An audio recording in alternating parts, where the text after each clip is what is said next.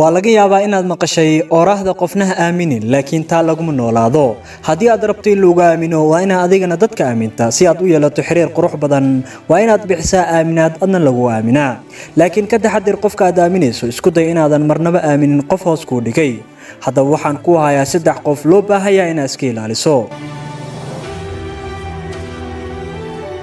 كو وليغاغا iska ilaali qof ku sheego dadka kala sirahooda ma leedahay saaxiibkaas hadii ay jawaabtaada haata iska ilaali maxaa yeelay adiga siraad u sheegto ayo dadka kale u sheega si lamida sidoo ku dhaho